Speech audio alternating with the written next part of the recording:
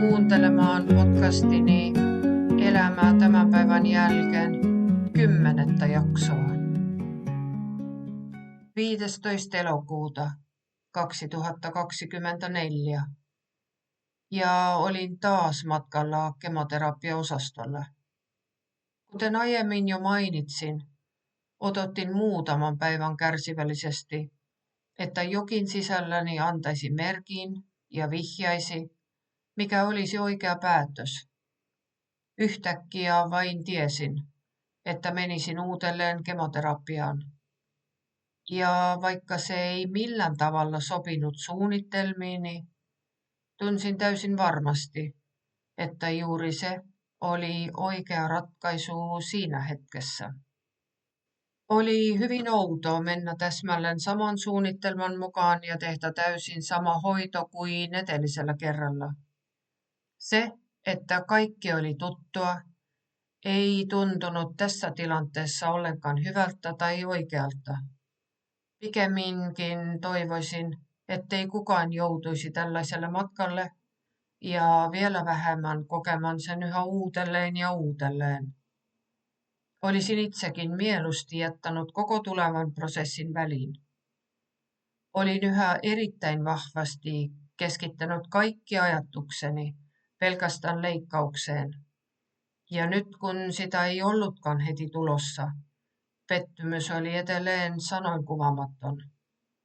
Puhuin siitä tietenkin lasteni ja läheisteni ja ystävieni kanssa, mutta se ei tuonut odotettua helpotusta. Eihän sama asia voi selittää loputtomiin. Kukaan ei jaksa kuunnella sitä jatkuvasti, eikä toisaalta voi odottaa, että sivulliset kantaisivat huolesi mukanaan. Jostain syystä tämä prosessi oli pitkä ja raskas, ennen kuin ymmärsin, että leikkauksen peruminen tai oikeastaan sen lykkäminen oli lääkäreiden näkökulmasta täysin oikea päätös. Silti en ymmärtänyt, miksi se ei tehnyt olotilani yhtään paremmaksi. Ja koska olin jo selvinnyt ensimmäisestä kemoterapiasta, päätin, että selviäisin tästäkin. Joskus ihminen on vahvempi kuin usko olevansa.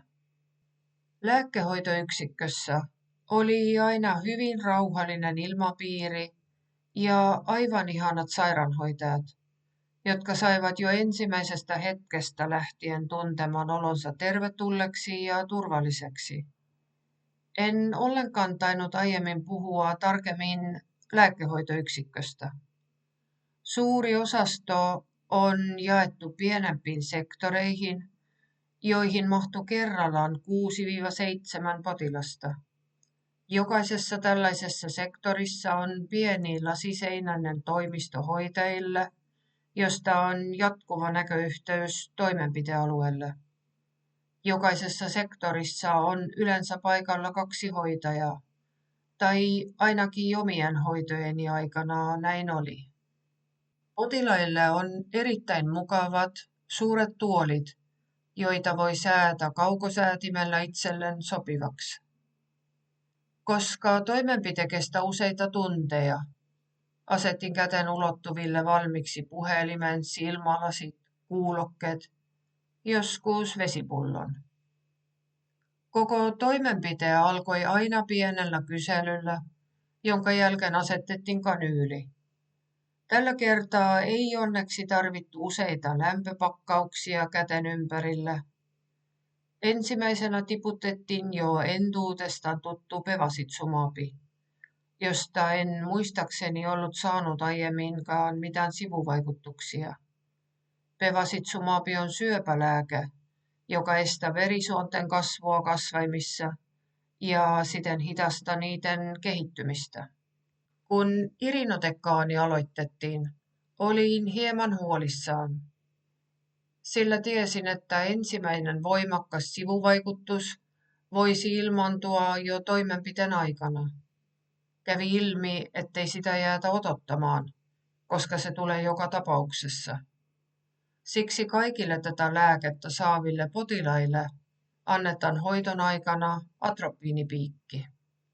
Atropiinipiikki oli yllättävän kivulias ja toisella kerralla sain siitä outon reaktion.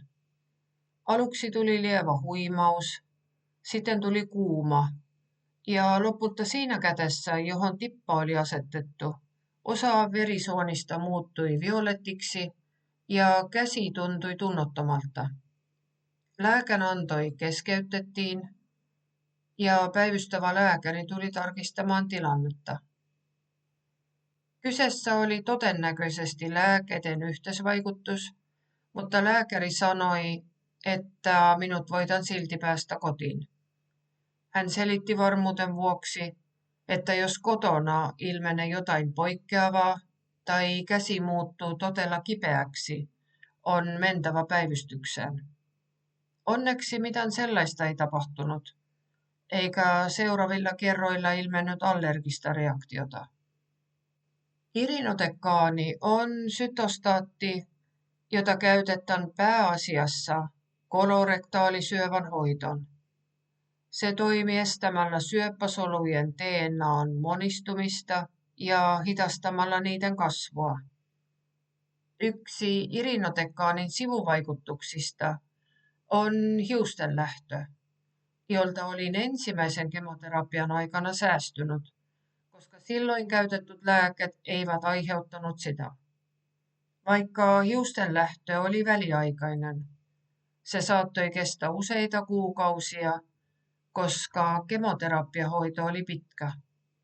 Hiukset alkoivat kasvaa takaisin vasta jonkin aika hoitojakson päättymisen jälkeen. Nyt ei ollut muuta tehtävissä kuin käydä kaikki sytostaatihoitot läpi ja odottaa uutta tietokonetomografiaa. Sen jälkeen olisi mahdollista saada uutta tietoa siitä, mitä minulle voitaisiin jatkossa tehdä. Ja sitten alkoi ajanjakso nimeltä hiukset.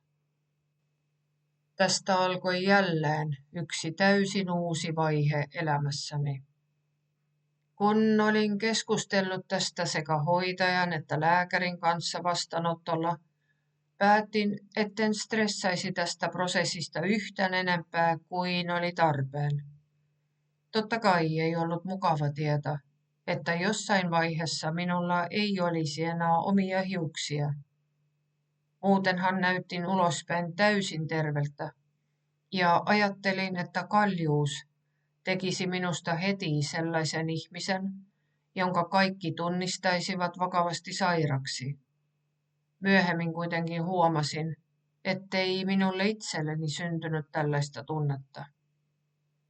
Olin puhunut muutaman tuttavani kanssa, jotka olivat käyneet läpi saman prosessin useita kertoja, ja sain tietää, että yleensä vasta toisen tai kolmannen hoitokerran jälkeen hiukset alkoivat irrottaa tuppoina. Tiesin heti, etten jäisi odottamaan sitä. Jostain syystä ajattelin, että juuri se voisi olla minulle vaikea hetki. Toistan taas itseäni. Nämä ovat vain minun henkilökohtaisia ajatuksiani ja kokemuksiani, ja jokainen voi toimia juuri niin kuin itselle parhaiten sopii. Jos sytostaatihoito aiheuttaa hiustenlähtöä, on mahdollista saada perukki HUSin korvauksella. Aluksi ajattelin, etten hankkisi perukkia ollenkaan, mutta päätin lopulta kuitenkin mennä katsomaan ja kokeilemaan niitä. Ja vaikka tilanne oli vakava, tämä kokemus oli omalla tavallaan todella hauskaa. Varasin ajan Helsingissä Kampin lähellä sijaitsevaan Kinnunen Oy perukkipalveluliikkeeseen. Olin yllättynyt siitä, että varaukseni kesti kokonaisen tunnin ja että sain itse valita itselleni sopivan asiakaspalvelijan. Päätin tehdä perukkin hankkimisesta itselleni tärkeän ja merkittävän tapahtuman. Olin saanut elokuussa ensimmäisen sytostaatihoiton, ja vaikka hiukset olivat yhä päässäni, varasin ajan 28. elokuuta, koska seuraava hoitokerta olisi 5. syyskuuta. Kysyin läheiseltä ystävältäni, haluaisiko hän tulla mukaan, ja hän suostui heti. Päätimme, että hän voisi samalla ottaa kuvia, koska halusin tallentaa myös tämän vaiheen pitkästä matkastani.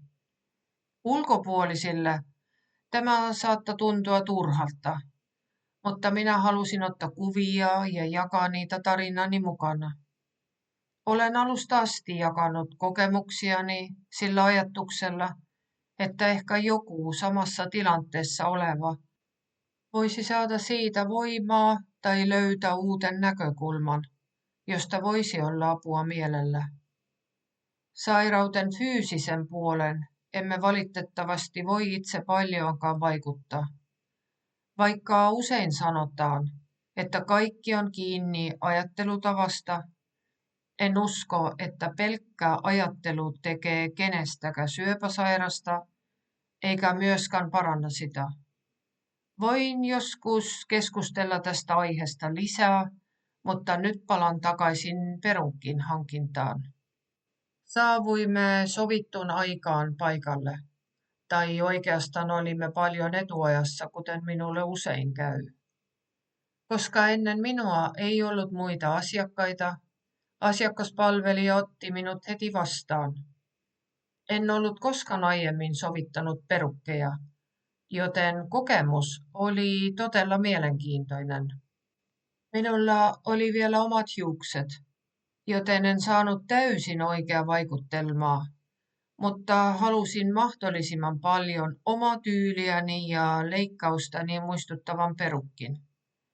Tiesin tämän heti alusta asti ja sanoin asiakaspalvelijalle, ettei hän tarvitsisi tuota sovitettavaksi muita tyylejä. Pitkät hiukset eivät koskaan ole sopineet minulle, enkä halunnut nyt myöskään mitään pitkää tai muuten poikkeavaa tyyliä. Lapsena minulla toki oli pitkät hiukset vanhempien iloksi, ja se sopi siihen aikaan. Teini-iässä hiukseni olivat jonkin aikaa puolipitkät, mutta sen jälkeen olen aina pitänyt lyhyttä mallia pienillä variaatioilla. Olen pysynyt tällä tyylillä uskollisena, koska mielestäni se sopii minulle ja tunnen oloni hyväksi sen kanssa. Kysyin asiakaspalvelijalta, mitä mieltä hän oli hiusteni tämänhetkisestä kunnosta, ja hän sanoi, että hiuslaatu oli jo jonkin verran muuttunut. Olin kuitenkin jo ennen tapaamista päättänyt, että antaisin asiantuntijan ajaa hiukseni koneella pois. Hän kysyi vielä kerran, olinko asiasta varma. Ja kun vastasin myöntävästi, hän alkoi yksinkertaisesti ajaa hiukseni pois riviltä. Katsoin itseäni peilistä koko ajan ja mietin, että päässäni on varmasti jotain vikaa, koska tämä ei herättänyt minussa lainkaan negatiivisia tunteita. Katselin vain, olin tyytyväinen päätökseni ja totesin, että nyt tämä oli näin, ainakin seuraavan puolen vuoden ajan. Hiusten kasvamisesta minulla ei myöskään vielä ollut mitään kokemusta, mutta tiesin, että sitä aikaa saisin nyt odottaa. Kuvasin koko prosessista videon ja lisäsin siihen kuvia itsestäni omilla hiuksilla, ilman hiuksia ja perukkin kanssa. En tiedä, ehkä tämä oli minun tapani käsitellä näitä asioita. Lähtin kotiin uusi perukki päässäni, koska halusin testata, miltä se tuntui lämpimänä kesäpäivänä. Se oli tietysti hieman outo aluksi, mutta yllätyin siitä, kuinka mukavalta perukki tuntui. Alkuvaiheen tavallinen huoli oli myös se, oliko perukki varmasti suorassa. Asiakaspalvelija opetti, miten se asetetaan oikein ja miten sen saa kohdalleen, jotta välttyisin niin sanotulta karvahattuefektiltä. Vaikka perukkini oli tekokuitua, se näytti todella luonnolliselta. Tämän ovat myöhemmin vahvistaneet myös 2 kampaajaa. Ihminen tottuu kaiken. Tässä tilanteessa perukkista tuli luonnollinen osa arkea ja asuste, ja sen käyttö muuttui nopeasti helpoksi ja vaivattomaksi. Sytostaatihoito oli jälleen alkanut vauhdikkaasti alusta. Mieleeni tuli vanha laulu, jälleen alka kaikki, alka uudestaan. Nyt tilanne oli siltä osin parempi, ettei lääkkeellä ollut ainakaan neuropaattisia sivuvaikutuksia. Sitä olisi vielä puuttunutkin, sillä edellisestä kerrasta olin jo saanut pysyvät neuropaattiset vauriot. Olin kuitenkin oppinut tulemaan niiden kanssa hyvin toimeen, eikä ulospäin näkynyt mitään. Itse tiesin ja tunsin ne, mutta en voi sanoa, että ne olisivat häirineet minua merkittävästi. Mielestäni tällaisissa asioissa kyse oli pitkälti asenteesta. Aamuisin esineet eivät pysyneet käsissä. Erityisen varovainen piti olla kuuman kahvikupin kanssa.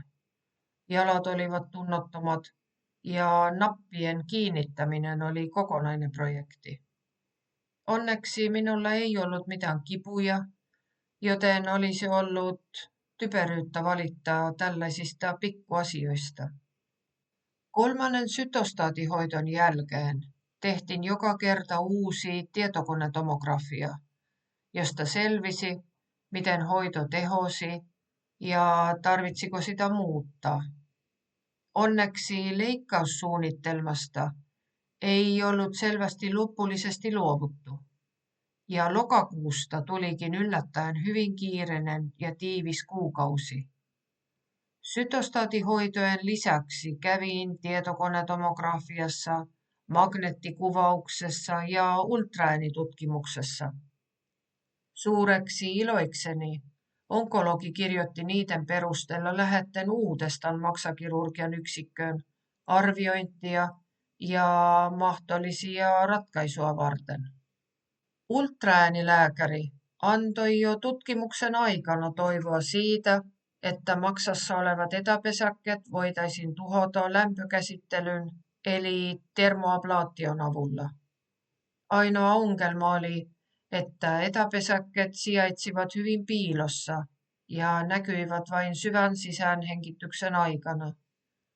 Oli siis selvä, että termoablaatio tehtäisiin avonaisessa leikkauksessa.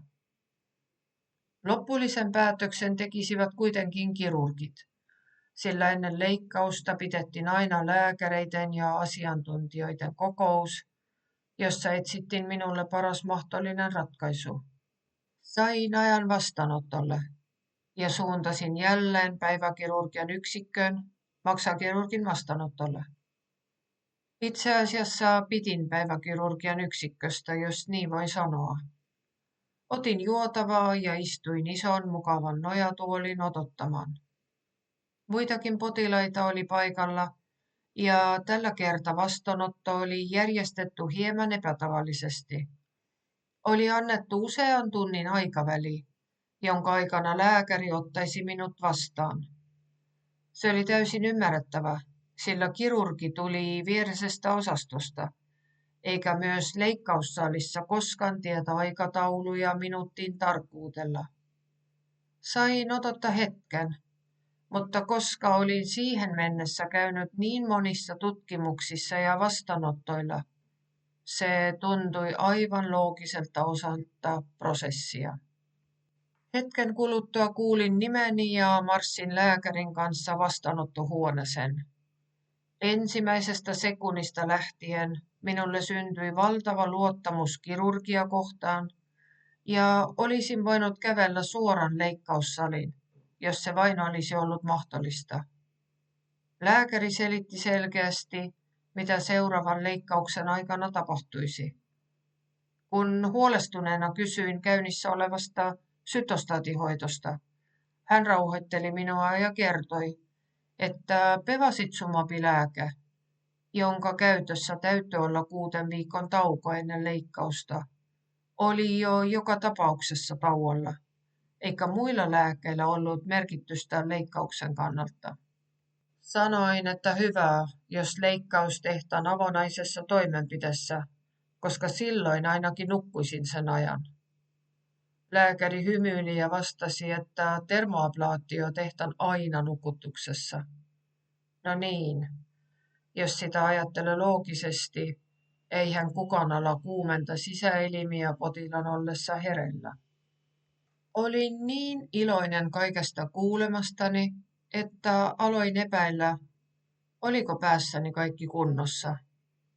Olihan kyse kuitenkin uudesta leikkauksesta, ja jo paljon kokenut maksani joutuisi kestämään taas uuden operaation. No, joka tapauksessa tunne, jonka tunsin, oli puhdasta iloa. Kun kävelin kirurgin vastaanotolta kotiin, taskussani soi puhelin.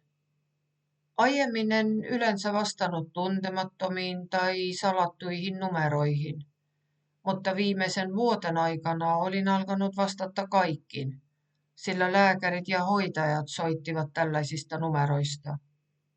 Soitto tuli samasta päiväkirurgian yksikköstä, josta olin juuri lähtenyt. Minulle tarjottiin äkillisesti vapautunutta leikkausaika jo viikon päähän, 19. marraskuuta. Minulta kysyttiin, sopisiko aika. Ja mietin sekunnin ajan, voisiko joku muka vastata tähän kielteisesti. Totta kai se sopii. Koko asia hoitui niin nopeasti, että tunsin itseni vieläkin iloisemmaksi, enkä maltanut odottaa, että pääsisin kertomaan hyvät uutiset läheisilleni. Viikko oli vielä odotettava, ja aloin kirjaimellisesti laskea päiviä. Olisin toivonut, että aika olisi kulunut vieläkin nopeammin. Leikkauspäivän aamu oli tullut. Tällä kertaa odotus oli ollut yksi elämäni pisimmistä viikoista. Tietysti siihen vaikutti se, että yksi leikkaus oli jo aiemmin peruttu, ja nyt tuntui siltä, että vihdoin pääsen sinne. Tätä kärsimätöntä odottamista voisi verrata loman alun odotukseen, vaikka kyseessä ovat täysin eri asiat. En vain keksinyt tähän hätään parempaa vertailukohtaa. Leikkauspäivän aamu oli tullut. Tällä kertaa odotus oli ollut yksi elämäni pisimmistä viikoista. Tietysti siihen vaikutti se, että yksi leikkaus oli jo aiemmin peruttu, ja nyt tuntui siltä, että vihdoin pääsen sinne. Tätä kärsimätöntä odottamista voisi verrata loman alun odotukseen. Vaikka kyseessä ovat täysin eri asiat, en vain keksinyt tähän hätään parempaa vertailukohtaa. Tälläkään kertaa minun ei tarvinnut mennä sairaalaan edellisenä päivänä, vaan minun piti olla aamulla 7:30 leikkausosaston vastaanotossa. Minulle tyypillisen tapaan olin paikalla jo ainakin tunnin etuajassa.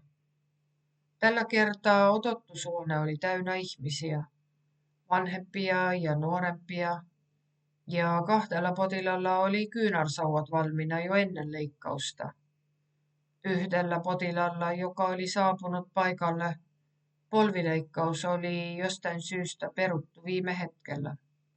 Ajankuluksi seurasin, kuinka hoitajat kutsuivat potilaita yksitellen sisään, ja vähitellen odotushuone tyhjeni. Oli mielenkiintoista nähdä, kuinka ihmiset menivät huoneisiin tavallisina ihmisinä ja tulivat hetken kuluttua ulos potilaina. Minä olin tällä kertaa viimeinen, jota kutsuttiin. Tällä ei kuitenkaan ollut minulle mitään merkitystä, koska minulla ei ollut kiire minnekään. Aikataulu oli jonkun muun laatima, ja minä vain odotin vuoroni. Vieläkin minua naurattaa yksi lause, jonka luin sairaskertomuksestani myöhemmin. Kun hoitaja tuli hakemaan minua, tehtiin aina ensin kysely ja täytettiin tarvittavat paperit. Sairauskertomukseen oli kaikkien muiden tärkeiden merkintöjen ohella kirjattu lause. Potilas pitää itseään täysin terveenä ihmisenä. kun ottaa huomioon syöpädiagnoosin, lyhyessä ajassa tehdyt leikkaukset ja kemoterapiat. Tämä saattaa kuulostaa hieman oudolta, mutta en voi sille mitään. Ajattelen ja tunnen edelleen näin. Tämä ei ole mikään kieltämisen vaihe, vaan yksinkertaisesti oma ajattelutapani. Olen täysin tietoinen siitä, että sairastan levinnuttä syöpää, mutta se ei ole saanut elämästäni minkäänlaista otetta. Kun kaikki paperit oli täytetty, jäin hetkeksi odottamaan. Seuraavaksi minulle tuotiin jälleen sairaalavaatteet ja huomasin, että kokoni oli nyt yhden väriluokan verran pienempi kuin viimeksi. Minulla ei ollut diagnoosin aikana ollut mitään suurta painonlaskua, mutta olin käynyt niin monissa suolistotutkimuksissa ja leikkauksissa, käyttänyt useita movipreppannoksia ja syönyt leikkauksen jälkeen hieman vähemmän, mikä oli ilmeisesti vaikuttanut painoon. Kuten aina, luovutin kaikki henkilökohtaiset tavarani pois ja ne vietin jo valmiiksi osastolle odottamaan minua, koska tiesin edellisestä kerrasta, että niiden takaisin saaminen voisi kestää tilanteesta riippuen jonkin aikaa. Olin jo etukäteen ilmoittanut perheelleni ja tuttavilleni, että olen hetken aika katoksissa ja tavoittamattomissa. Lupasin ilmoittaa itse, kun olen taas takaisin tässä maailmassa. Vaatteiden vaihtamisen jälkeen minut ohjattiin toiseen, leikkauspotilaiden odotustilaan. Istuin rauhassa, katselin televisiota ja seurasin muita potilaita. Hoitaja kävi kysymässä, haluaisiko joku peiton. Sitten näin jo tutun lääkärin, joka oli suorittanut edellisen maksaleikkaukseni. Hän kutsui minut mukaansa tyhjän vastaanottohuoneeseen. Näin oli ollut myös aiemmissa leikkauksissa. Leikkaava kirurgi tuli tapaamaan minua ennen leikkaussalin siirtymistä. Juttelimme hetken ja lääkäri selitti vielä kerran, mitä ne aikoivat tehdä. Muutaman minuutin kuluttua hoitaja tuli hakemaan minua ja vei minut leikkaussaliin. Kuten minun kohdallani näkyy, piti täsmälleen paikkansa sanonta, ei kahta ilman kolmatta, sillä nyt astuin leikkaussaliin jo 3. kertaa. Olin odottanut tätä hetkeä niin valtavasti, että se tuntui jo itsessään suurelta voitolta, vaikka en ollut itse varsinaisesti tehnyt paljonkaan sen eteen.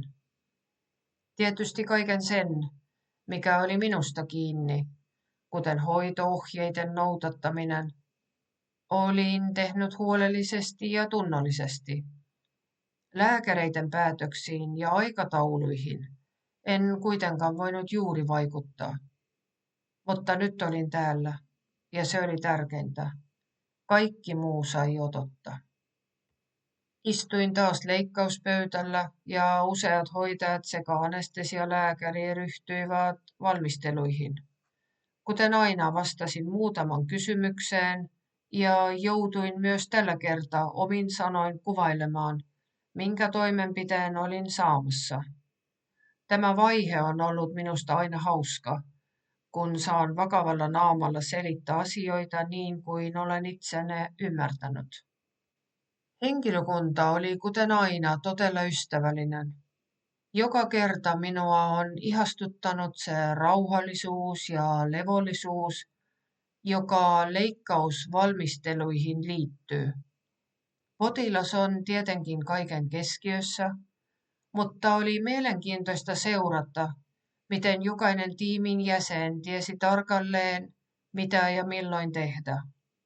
Heidän työnsä muodostivat sujuvan kokonaisuuden. Anestesialääkäri kertoi, että hän laittaa minulle ensin yhden kanyylin. Vaikka niitä tulisi vielä pari lisää, ne asetettaisiin vasta sitten, kun olen jo unessa, ettei hereillä oleva potilasta pistettäisi turhan enempää kuin on tarpeen. Sain myös tietää, ettei minulle tällä kertaa laiteta epiduraalikateetria, vaan leikkauksen jälkeen haava-alueelle asetetaan kateetri, jonka kautta kivun lievitys annostellaan automaattisesti kipupumpun avulla. Makasin lämpimän peiton alla ja mietin, miten kaikki valmistelut, jopa potilaan vakauttaminen leikkauspöydälle, sujuivat niin rauhallisesti ja järjestelmällisesti. Hetken kuluttua anestesialääkäri sanoi taas, että nyt annetaan ensimmäinen nukutuslääke ja se tuntui ensin kevyesti päässä. Muistan sanoneeni, aivan kuten edelliselläkin kerralla, että tuntuu ja aika paljonkin tuntuu. Ja siihen muistini katkesi. Kiitos kun kuuntelit ja tervetuloa kuuntelemaan seuraavaa jaksoa.